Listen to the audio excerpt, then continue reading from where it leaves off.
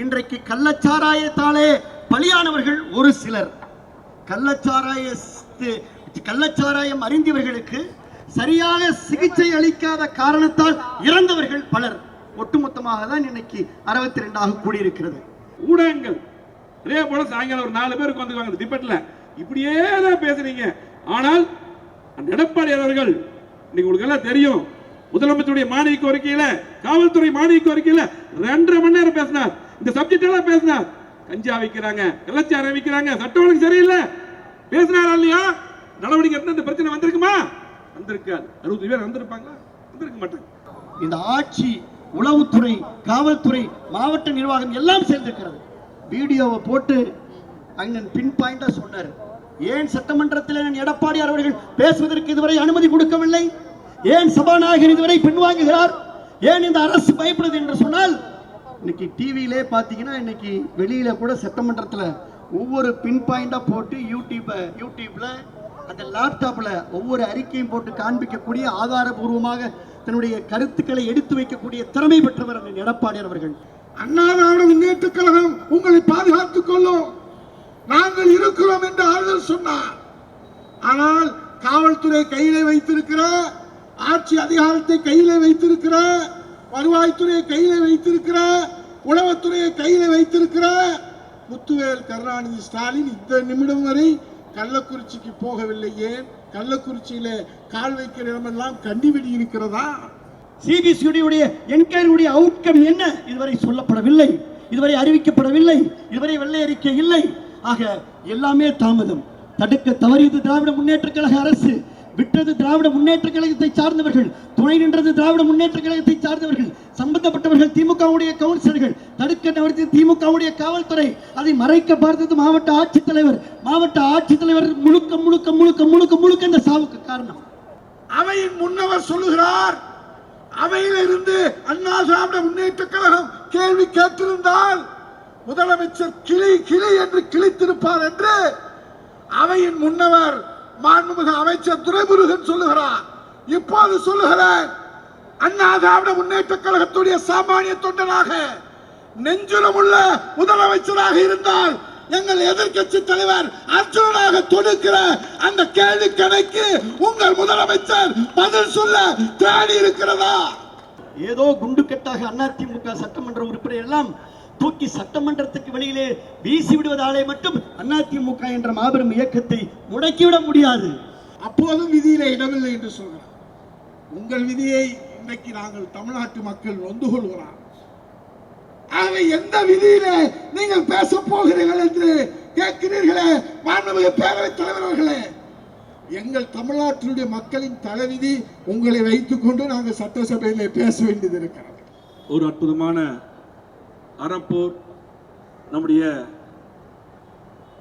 முன்னாள் முதலமைச்சராக இருந்து 4.5 ஆண்டுகள் அற்புதமான திட்டங்கள், புரட்சி தலைவி அம்மா தந்த திட்டங்கள் மட்டுமல்ல, மக்களுக்கு தேவையான திட்டங்கள் தந்து சிறப்பான ஆட்சி நடத்தி இன்றைக்கு எதிர்கட்சி தலைவராக இன்றைக்கு மக்களுடைய பிரச்சனையை எடுத்துரைக்கக்கூடிய முதன்மை தலைவராக இருந்து பணியாற்றக்கூடிய அருமை அண்ணன் அவர்கள் சட்டமன்றத்திலே நடந்த நிகழ்வு எல்லாம் சட்டமன்ற உறுப்பினர்கள் மட்டுமல்ல, எங்களுடைய தொலைக்காட்சி தலைவருக்கு தெரியும். இன்னைக்கு கள்ளக்குறிச்சியுடைய பிரச்சனை கிட்டத்தட்ட 65 பேர் மேல் இன்னைக்கு இறந்திருக்கிறார்கள். நம்முடைய சட்டமன்ற உறுப்பினர் செந்தில்குமார் அவர்கள் நாங்களே இப்படி பேசுறான்னு தெரியல, அவ்வளவு உருக்கமாக இன்றைக்கு பாத்தீங்கன்னா எல்லாத்தையுமே கொட்டிட்டார். என்ன நடந்தது, அங்க என்ன இருக்குது எல்லாமே சொல்லிட்டாங்க. திமுக சட்டமன்ற உறுப்பினரை பத்தி சொன்னார், என்ன நடக்குது, அவருடைய செயல்பாடை பத்தி சொன்னார், அவருடைய ஆதங்கத்தை சொன்னார். எல்லா சட்டமன்ற உறுப்பினருக்கு அந்த ஆதங்கம் இருந்தாலும் கூட இவருக்கு அதிகமாக எனக்கு அந்த ஆதங்கத்தை சொன்னார். அதே போல எப்படிப்பட்ட அவருடைய குடும்பத்திலிருந்து அவருக்கு வாய்ப்பு நம்முடைய புரட்சி தமிழர் எடப்பாடியார் தந்தார் சொல்லி அதையும் சொன்னார். அந்த பெருமை அதிமுக மட்டும்தான் இருக்கு இந்த மாதிரி சட்டமன்ற உறுப்பினர். ஆகவே இன்றைக்கு முக்கியமான பிரச்சனை சட்டமன்றத்திலே எதிர்கட்சி தலைவர்கள் அவர் தலைமையிலே சட்டமன்ற உறுப்பினர் நாங்கள் எல்லாம் ஒரு கோரிக்கை வைக்கிறோம். சட்டமன்ற எதிர்கட்சி தலைவர் எடப்பாடி அவர்கள் பேச வேண்டும் என்று எதுக்கு கேட்கிறார்? இன்னைக்கு கவன ஈர்ப்பு தீர்மானம் எல்லாத்துக்கும் கொடுப்போம். விதி 55, விதி 56 ஒத்திவைப்பு தீர்மானம் இன்றைக்கு சட்டத்திலே விதிமுறையில் இடம் இருக்கிறது. அந்த அடிப்படையில் தான் அவர் கேட்கிறார். ஆனால் இன்றைக்கு அவர் பேசவே விடவில்லை. இன்னைக்கு கேள்வி பதில் எல்லா பிரச்சனையும் இவர் அந்த எந்த கேள்வி கேட்டாலும் செய்ய போறதில்லை. எத்தனையோ கேள்வி கேட்டாச்சு. ஒரு கேள்விக்கு நீங்க பதில் தர போல திட்டம் நடைபெற போறதில்லை. ஆனால் இன்றைக்கு அந்த மரணத்துக்கு எதனால் அங்க சாராயம் விற்கப்பட்டது, கள்ளச்சாராயம், அதை ஏன் தடுக்கவில்லை என்று இதுக்கு முன்னால் விழுப்புரம் மாவட்டத்தில் உங்களுக்கு தெரியும், இதே மாதிரி பிரச்சனை வரும்போது அண்ணன் எடப்பாடி அவர் நேராக போல சட்டமன்றத்தில் பேசியிருக்காரு. அப்போ தடுக்கல. நம்முடைய சட்டமன்ற உறுப்பினர் எதிர்க்கட்சி தலைவர் உத்தரவின் பேரில் கவனஈர்ப்பு தீர்மானம் அவர் கையெழுத்து கொடுத்திருக்கார். அதுக்கு நடவடிக்கை எடுத்திருந்தால் கண்டிப்பாக இது நடந்திருக்காது. நடவடிக்கை என்ன, அந்த துறை அமைச்சருக்கு போகும், முதலமைச்சர் துணை அமைச்சர், அந்த அமைச்சர் துறை அமைச்சர், அப்போ அது எடுக்கல, சபாநாயகர் செய்யல. ஆகவே இன்றைக்கு அது யார் பேசுறாரு? இன்றைக்கு சட்டமன்றத்தில் எதிர்க்கட்சி தலைவராக எதிர்க்கட்சியாக இருந்து கேள்வி கேட்கக்கூடிய ஒரே தலைவர் எடப்பாடியார் மட்டும்தான், அதிமுக மட்டும்தான். ஆகவே இது நியாயமாக இன்னைக்கு சட்டப்பேரவைத் தலைவர் அனுமதித்திருக்க வேண்டும். இன்னைக்கு தினமும் கேள்வி கேட்கறாங்க, தூக்கி வெளியே போடுறாங்க. இன்னைக்கு முழுமையாக தொடர் முழுவதும் நீக்கிட்டாங்க. ஆனால் விதிகளுக்கு உட்பட்டு சட்டத்துக்கு உட்பட்டு தான் இன்றைக்கு நம்முடைய எதிர்க்கட்சி தலைவர் நாங்களும் போராடுவோம். இன்னைக்கு எதிர்க்கட்சி தலைவர் பேச அனுமதித்திருந்தால் ஒவ்வொன்றும் கேட்டிருப்பாங்க. ஏன்னா அவர் கேட்ட கேள்விக்கு பதில் சொல்ல தயாரா இல்லை. ஏன்னா இன்னைக்கு பாத்தீங்கன்னா அப்பட்டமா தெரியுது இந்த ஆளுங்கட்சியுடைய தவறு என்று. அது மட்டுமல்ல, இன்னைக்கு ஒரே ஒரு உதாரணம் மட்டும் சொல்றேன். பொள்ளாச்சியில அந்த பாலியல் பிரச்சனை பெருசு பண்ணாங்க அண்ணன் முதலமைச்சராக இருக்கும்போது. அப்போ சட்டப்பேரவை துணைத் தலைவரா பொள்ளாச்சி ஏறாம இருக்காரு. இன்னைக்கு இவர் மேல இவர் மகன் மேல அப்பட்டமா இருக்காங்க. இந்த பிரச்சனையை வெளிக்கொண்டு பெட்டிஷன் கொடுத்ததே அவர் தான். அன்னைக்கு முதலமைச்சர் யார்? எடப்பாடியார் இருந்தார். யார் தவறு செய்தாலும் நடவடிக்கை எடுக்கப்பட்டு கைது செய்தார். அதுக்கு மேல எல்லாரும் சிபிஐ வேணும், ஏன்னா சட்டப்பேரவை துணைத் தலைவர் அபாண்டம் உடனடியாக சிபிஐ உத்தரவிட்டது என்ன? எடப்பாடியா அவர் தான் உத்தரவிட்டிருக்கார். என்ன பண்ணிருக்கணும்? இன்னைக்கு முதலமைச்சர் உடனடியாக இந்த பிரச்சனை, திமுக சட்டமன்ற உறுப்பினர் இருக்காங்க, அப்படி உறுப்பினர்கள் கவுன்சிலர் இருக்காங்க, எல்லா பிரச்சனையும் வருது, உடனடியாக சிபிஐ உத்தரவிட்டு எங்களுடைய முதலமைச்சராக இருந்தால் எடப்பாடியாரும் உத்தரவிட்டார். உதாரணம் இருக்கு. ஏன்னா எங்களுக்கு வழியில் பலம் அருமையான சட்ட ஒழுங்கு பிரச்சனை, இந்த மாதிரி பிரச்சனை வந்திருக்குமா? கள்ளச்சாராய பிரச்சனை. எங்களுடைய மின்சாரத்துறை அமைச்சர் தங்கமணி அவர்கள் துறையை பார்த்தார். ஏதாவது பிரச்சனை வெளியே வந்து இல்லைங்க, எங்களுடைய முதலமைச்சருடைய வழியாடல் எடப்பாடி வழியாடல் மேல எந்த பிரச்சனையும் வரல. அந்த துறை இருந்தே தெரியாம போயிட்டு இன்னைக்கு எப்படி இருக்குது அந்த துறை? ஆகவே இன்னைக்கு பாத்தீங்கன்னா இன்னைக்கு எதா இருந்தாலும் சட்ட ஒழுங்கு புறத்துறை அம்மா போலவே சிறப்பாக 4.5 ஆண்டுகள் எடப்பாடி சட்ட ஒழுங்கு சரியில்லை. எங்க பார்த்தாலும் கஞ்சா வைக்கிறாங்க, திமுக சம்பந்தமா இருக்கு. இதுதான் சிபிஐ விசாரணைக்கு. சிபிஐ விசாரணைக்கு உடனே உத்தரவிட வேண்டும். அது மட்டுமல்ல, இன்னைக்கு பாத்தீங்கன்னா பத்திரிகை ஊடக நண்பர்களா இருக்கீங்க, எங்க சட்டமன்ற உறுப்பினர் பேசுறது கேட்டீங்க. எதிர்க்கட்சி தலைவராக இன்னைக்கு அந்த எடப்பாடியார் பேசுறதுக்கு வாய்ப்பு தரவில்லை விதிமுறைக்கு உட்பட்டு. இதுக்கு தேர்தலுக்கு முன்னாலும் எதிர்க்கட்சி தலைவராக அதிமுக தான் செயல்பட்டது, எடப்பாடியார் தான் செயல்பட்டார். ஆனால் ஊடகங்கள்லாம் சில பேர் எதிர்க்கட்சியாவே அதிமுக செயல்படலன்னு சொல்லி போட்டு ஊடகங்கள் அதே போல சாயங்காலம் ஒரு 4 பேர் உட்கார்ந்துக்குவாங்க டிபேட்ல, இப்படியே தான் பேசுறீங்க. ஆனால் அந்த எடப்பாடியார் அவர்கள் இன்னைக்கு உங்களுக்கு எல்லாம் தெரியும், முதலமைச்சருடைய மானிய கோரிக்கையில, காவல்துறை மானிய கோரிக்கையில 2.5 மணி நேரம் பேசினார். இந்த சப்ஜெக்ட் எல்லாம் பேசினார். கஞ்சா வைக்கிறாங்க, கள்ளச்சாராயம் வைக்கிறாங்க, சட்ட ஒழுங்கு சரியில்லை பேசினாரா இல்லையா? நடவடிக்கை எடுத்து இந்த பிரச்சனை வந்திருக்குமா? வந்திருக்காது. 60 பேர் வந்திருப்பாங்களா? வந்திருக்க மாட்டாங்க. ஆகவே எதிர்க்கட்சியாக அதிமுக மட்டும்தான் செயல்படுது. மக்களுக்காக, தமிழ்நாட்டு மக்களுக்காக, தமிழ்நாட்டுடைய உரிமைக்காக, தமிழ்நாட்டுடைய பிரச்சனையை ஆளுங்கட்சி செய்கிற தவறை தட்டிக்கிறது அதிமுக. எங்களுடைய எதிர்க்கட்சி எடப்பாடியார் யாரும் மறுக்க முடியுமா?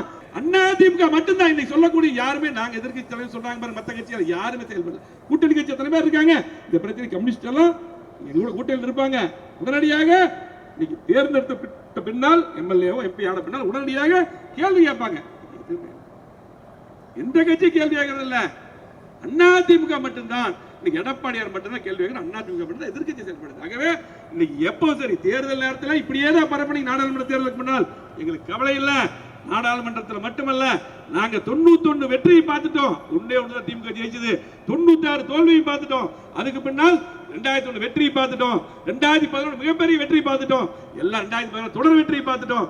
ஆகவே அதிமுக தொண்டர்கள் கண்டிப்பாக ஓய மாட்டார்கள், சோர்வடைய மாட்டார்கள்.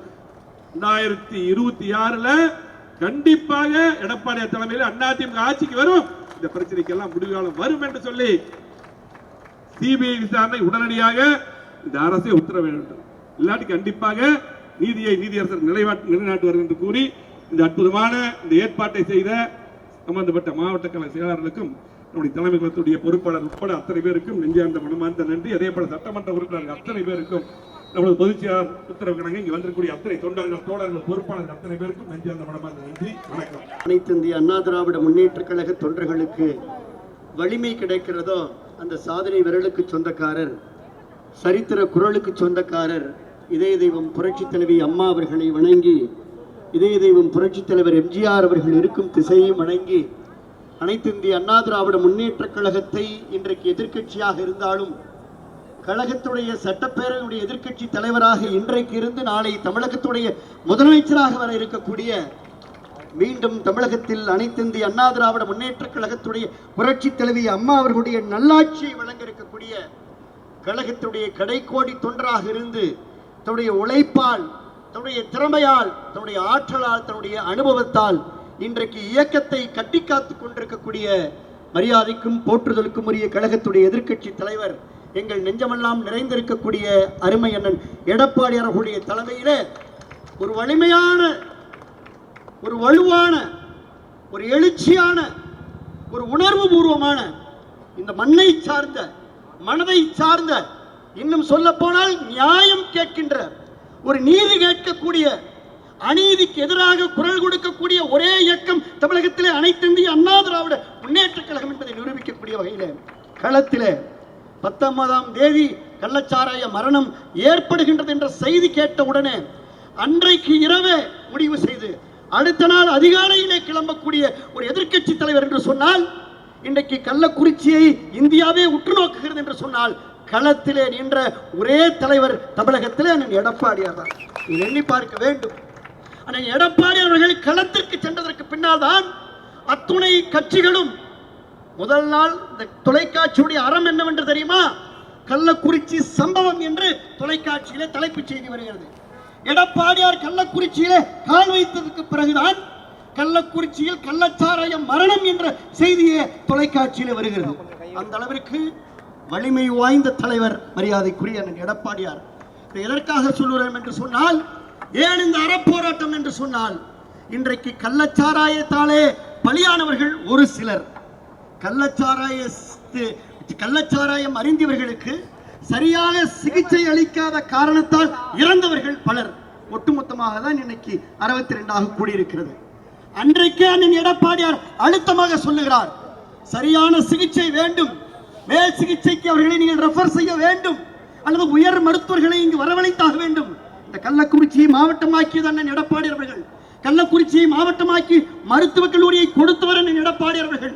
கட்டமைப்பை உருவாக்கியது எடப்பாடி அவர்கள். எல்லாம் கொடுத்தும் இன்றைக்கு அந்த பகுதியிலே வாழக்கூடிய ஏழை எளியவர்களுக்கு கண் போயிருக்கிறது, உடல் உறுப்பு போயிருக்கிறது, உயிர் போயிருக்கிறது. காரணம் நிர்வாக திறமை, காரணம் ஆட்சி திறமை. இது ஒரு மாவட்ட நிர்வாகத்துடைய ஃபெயிலியர் அல்ல, ஒரு காவல்துறையுடைய ஃபெயிலியர் அல்ல, ஒட்டுமொத்தமாக சிஸ்டம் ஃபெயிலியர்.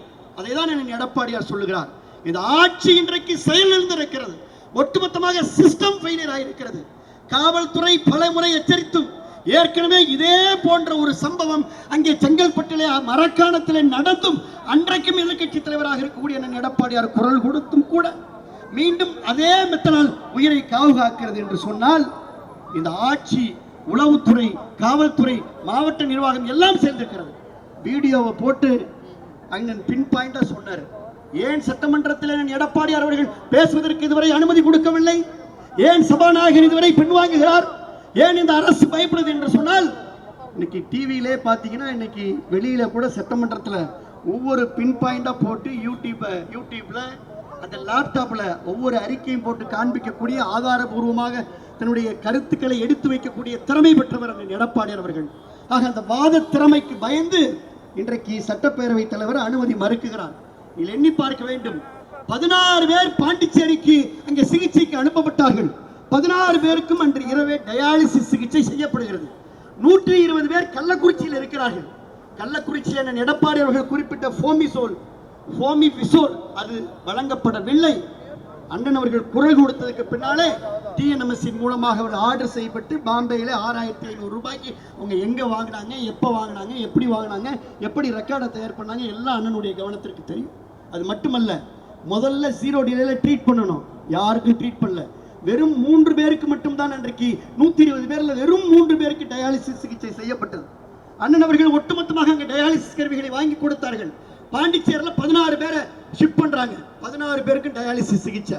நீங்கள் யாரை வேண்டுமானாலும் கேட்டு பாருங்கள், யூடியூப்ல நீங்களே போட்டு பாருங்க, கூகுள்ல நீங்களே சர்ச் பண்ணி பாருங்க. இந்த ஃபர்ஸ்ட் லைன் ஆஃப் ஆன்டிடோட், அது அண்ணா அழகா சொன்னார். இந்த first line of antidote is fomepizole. அந்த மருந்து வழங்கப்படவில்லை. ஒரு எதிர்க்கட்சி, பிரதான எதிர்க்கட்சியுடைய தலைவர் இது தமிழகத்திலே மீடியா மூலமாக குரல் கொடுக்கின்ற வரை சரியான சிகிச்சை வழங்கப்படவில்லை. தாமதமான சிகிச்சை அங்கே உயிர் பலியாகிவிட்டது. அங்கே எல்லோரும் பதறுகிறார்கள். அந்த எடப்பாடியை பார்த்தவுடனே கதறுகிறார்கள், அழுகிறார்கள். ஒரு பச்சிலம் குழந்தை தன்னுடைய இறந்த தாயின் மீது அழுகிறது. தாயும் இல்லை, தந்தையும் இல்லை. அந்த குழந்தையை அதிமுக தத்தெடுக்கும் என்ற முதல் அறிவிப்பை மரியாதைக்குரிய எடப்பாடியார் வெளியிட்டார்கள். அதற்கு பின்னால் தான் திராவிட முன்னேற்ற கழகத்துடைய அரசு விழித்துக் கொள்கிறீங்க. எண்ணி பார்க்க வேண்டும்.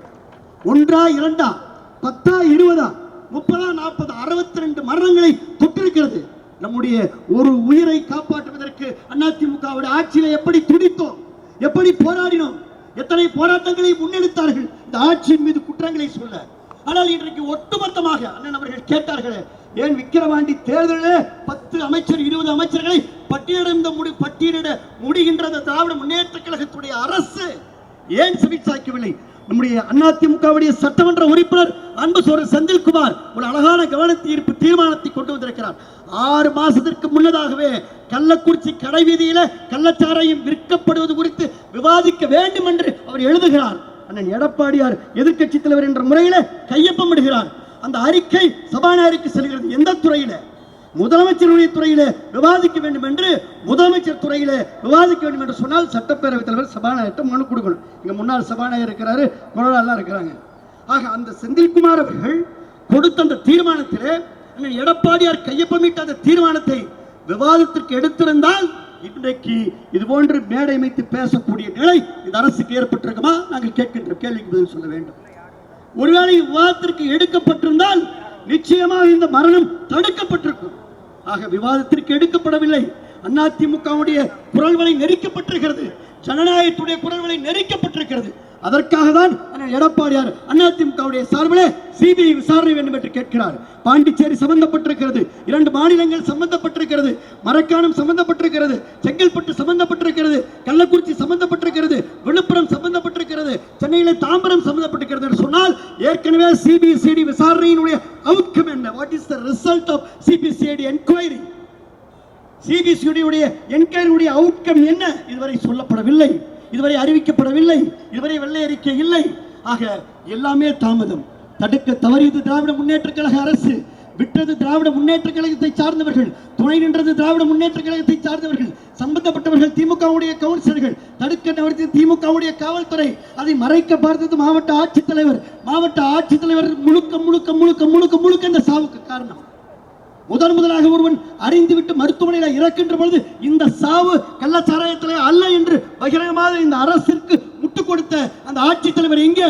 அதற்காக தான் சிபிஐ விசாரணை கேட்கிறோம். மாவட்ட ஆட்சித்தலைவர் விசாரிக்கப்பட வேண்டும், காவல்துறை கண்காணிப்பாளர் விசாரிக்கப்பட வேண்டும், சம்பந்தப்பட்ட திமுகவுடைய சட்டமன்ற நாடாளுமன்ற உறுப்பினர்கள் ஆட்சி அதிகாரத்திலே கோட்டை கொத்தளத்திலே குடியேறி இருக்கின்ற அத்தனை பேரும் விசாரிக்கப்பட வேண்டும் என்பதற்காகத்தான் சிபிஐ விசாரணையை அனைத்து இந்திய அண்ணா திராவிட முன்னேற்ற கழகத்துடைய பொதுச் செயலாளர் அண்ணன் எடப்பாடியார் கேட்கின்றார் என்பதை சொல்லி, உங்களுக்கு மடியிலே கனமில்லை என்று சொன்னால், உங்களுக்கு வழியிலே பயமில்லை என்று சொன்னால் நெஞ்சை நிமிர்த்தி நீங்கள் சிபிஐ விசாரணைக்கு உத்தரவிடுங்களேன். ஏன் உங்களுக்கு தயக்கம்? ஏன் இந்த தாமதம்? ஏன் அதிமுகவுடைய குரல் வழியை நெருக்கிறீர்கள் என்பதுதான். ஏதோ குண்டுக்கட்டாக அதிமுக சட்டமன்ற உறுப்பினர் எல்லாம் தூக்கி சட்டமன்றத்துக்கு வெளியிலே வீசி விடுவதாலே மட்டும் அதிமுக என்ற மாபெரும் இயக்கத்தை முடக்கிவிட முடியாது. அதிமுக அம்மா காலத்திலிருந்து இன்று வரை பீனிக்ஸ் பறவையாக எழுந்திருக்கக்கூடிய இயக்கம் அதிமுகவுடைய இயக்கம். மீண்டும் அதிமுக பீனிக்ஸ் பறவையாக எடப்பாடியார் தலைமையிலே எழுந்திருக்கும். வானின் உயரத்தையும் தாண்டி பறந்து அதிமுகவுடைய ஆட்சி எடப்பாடியார் தலைமையிலே ஏற்படும் என்றை சொல்லி, அன்றைக்கு இது போன்ற அத்தனை சம்பவங்களுக்கும், இது போன்ற அத்தனை சம்பவத்திலே சம்பந்தப்பட்டவர்கள் அத்தனை பேரின் பேரும் உரிய விசாரணையை மரியாதைக்குரிய அண்ணன் எடப்பாடியார் நிச்சயமாக ஏற்படுத்துவார் என்பதை சொல்லி, நல்ல வாய்ப்பிற்கு நன்றி சொல்லி, சிபிஐ விசாரணை வேண்டும் என்று அழுத்தமாக சொல்லி வாய்ப்புக்கு நன்றி கூறி விடைபெற்றுக் கொள்கின்றோம். நன்றி, வணக்கம். 8 கோடி தமிழர்களுடைய நெஞ்சை உழுக்குகின்ற வகையிலே ஒரு மரண சம்பவம் தமிழ்நாட்டிலே இன்றைக்கு நடைபெற்றிருக்கிறது.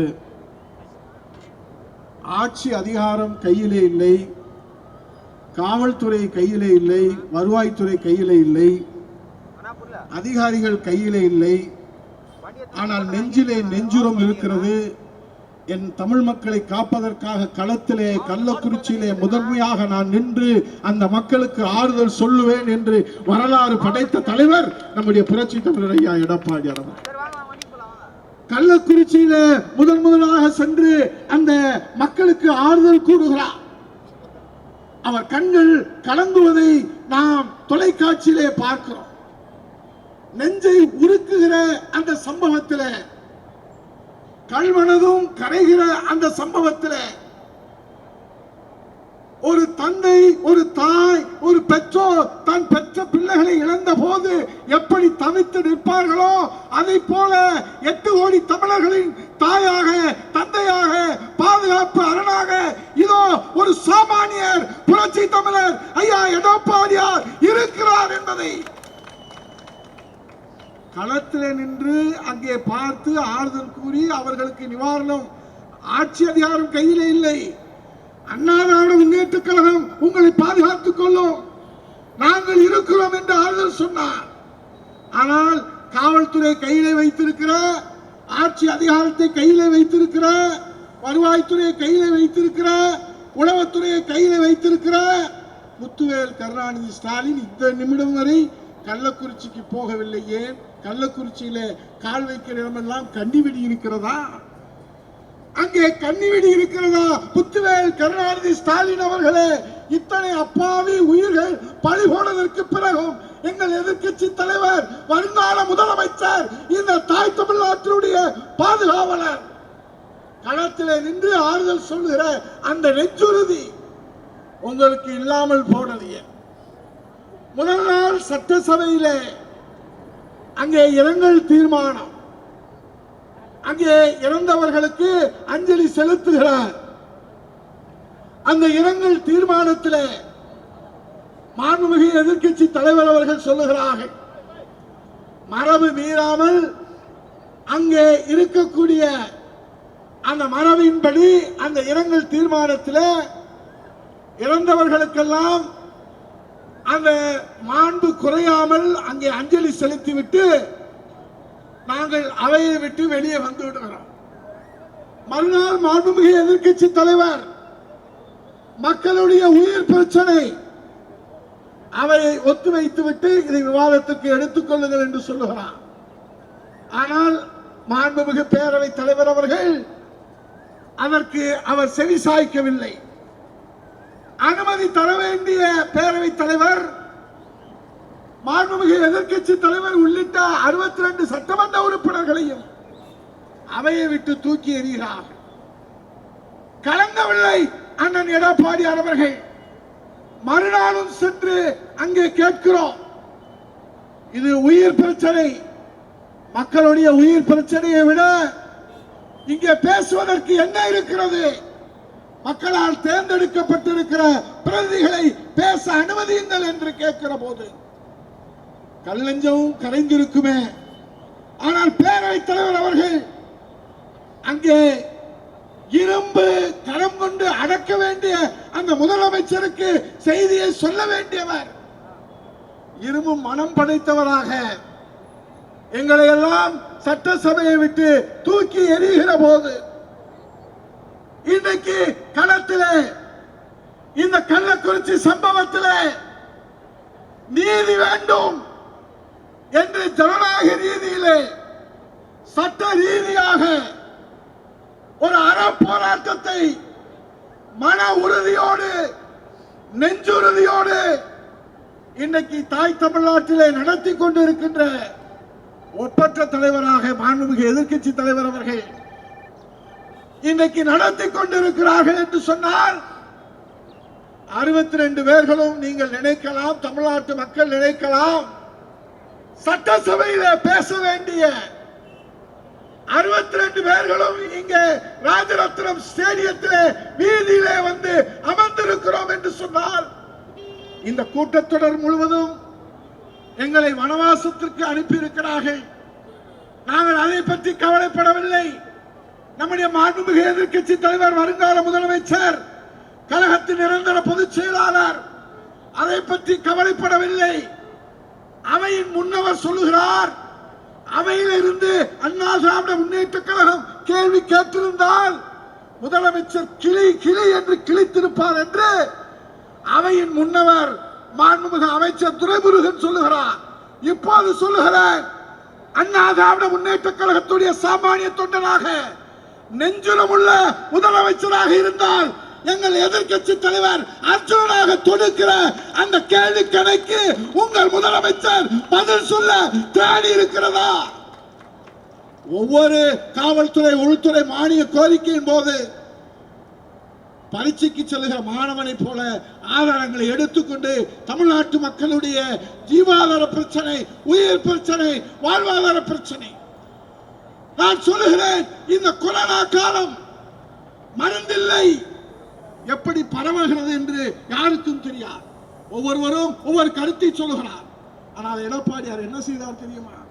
அன்றைக்கு 32 வருவாய் மாவட்டங்களுக்கும் இந்த தாய் தமிழ்நாட்டு மக்களுக்கு நான் முதலமைச்சராக இருக்கிறேன், நான் தான் பாதுகாப்பு அரண் என்று சொல்லி 32 வருவாய் மாவட்டங்களுக்கும் சென்று அந்த மக்களை நேரிலே சந்தித்து என் உயிர் எனக்கு முக்கியமல்ல, இந்த தாய் தமிழ்நாட்டு மக்களின் உயிர் தான் முக்கியம் என்று நிரூபித்து காட்டிய தலைவர். கூப்புற தூரத்தில் தான் இருக்கிற கள்ளக்குறிச்சி. உங்க உளவுத்துறை, உங்கள் காவல்துறை வைத்துக் கொண்டு நீங்கள் இன்னும் செல்லவில்லை என்று சொன்னால் மக்கள் மீது அக்கறை இல்லாத முதலமைச்சர். ஆகவேதான் சட்டசபையில ஜனநாயகம் செத்துவிட்டது. சட்டசபையில ஜனநாயகம் செத்துவிட்டது. சட்டசபையில ஜனநாயகம் குழி தோண்டி புதைக்கப்பட்டிருக்கிறது. அதற்காகத்தான் வருங்கால முதலமைச்சர், மாண்புமிகு எதிர்க்கட்சி தலைவர் இன்றைக்கு மக்கள் மன்றத்தில் உண்ணாநோன்பு அற போராட்டத்தை உங்கள் மத்தியிலே நடத்தி கொண்டிருக்கிறார். மக்கள் நீதி வழங்குவார்கள். நீங்கள் சூழ்ச்சி செய்து விதியை காட்டி எங்களை வெளியே தூக்கி எறிந்திருக்கிறார். நாங்கள் அவசர பொது முக்கியத்துவமும் எங்கள் குரலா அங்கே கொடுக்கிறார். எங்கள் எதிர்க்கட்சி தலைவருடைய வழிகாட்டுதன்படி விவாதிக்க முடியாது என்று சொல்லுகிறார். சரி, நீங்கள் சொன்ன வழியில விதியை எங்கள் பேரவை தலைவர் இருக்கிறார், அவையை ஒத்தி வைக்கின்ற அந்த விதியின்படி கொடுங்கள் என்று எங்கள் குரலா எதிர்க்கட்சி தலைவருடைய வழிகாட்டுதலோடு கொடுக்கிறார். அப்போதும் விதியில இடமில்லை என்று சொல்கிறார். உங்கள் விதியை இன்றைக்கு நாங்கள் தமிழ்நாட்டு மக்கள் நொந்து கொள்கிறார். ஆகவே எந்த விதியில நீங்கள் பேச போகிறீர்கள் என்று கேட்கிறீர்களே மாண்புமிகு பேரவைத் தலைவர்களே, எங்கள் தமிழ்நாட்டினுடைய மக்களின் தலைவிதி உங்களை வைத்துக் கொண்டு நாங்கள் சட்டசபையிலே பேச வேண்டியது இருக்கிறது.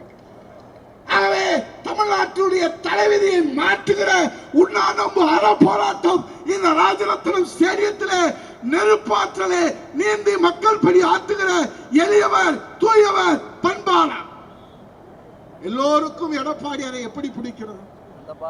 எளிமையாக யதார்த்தத்தை பேசுகிறார், உண்மையை பேசுகிறார், சத்தியத்தை பேசுகிறார். அதனால் எல்லோரும் உச்சரிக்கிறார்கள், எடப்பாடியார் தான் எங்களை காப்பாற்ற முடியும். இங்கே ஆட்சி அதிகாரம் அவரிடத்தில் இல்லை என்றாலும் மனித நேயம் இருக்கிற தலைவர் நம்முடைய புரட்சி தமிழர் ஐயா எடப்பாடியார் அவர்தான் எங்களை காப்பாற்ற முடியும் என்று இந்த மக்கள் தீர்மானித்து விட்டார்கள். ஆகவே விதியை சொல்லி ஜனநாயகத்தை குழி தோண்டி புதைத்திருக்கிற மாண்புமிகு பேரவைத் தலைவர்களே, முத்துவேல் கருணாநிதி ஸ்டாலின் தூண்டுதலால் எங்களை தூக்கி எறிந்திருக்கிறீர்கள்.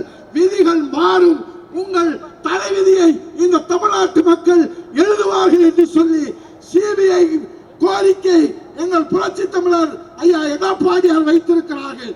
சிபிஐ விசாரணை நீங்கள் நடத்த வேண்டும். இல்லை என்று சொன்னால் நீங்கள் ராஜினாமா செய்ய வேண்டும். இல்லை என்று சொன்னால் மக்கள் உங்களை தூக்கி எறிவார்கள். இதற்கெல்லாம் என்ன தீர்வு? ஒரே தீர்வு, முத்துவேல் கருணாநிதி ஸ்டாலின் வீட்டுக்கு போக வேண்டும், எடப்பாடியார் கோட்டைக்கு போக வேண்டும் என்று சொல்லி நன்றி கூறி மாண்புமிகு எதிர்க்கட்சி தலைவர்களை வணங்கி விடைபெறுகிறேன். நன்றி, வணக்கம்.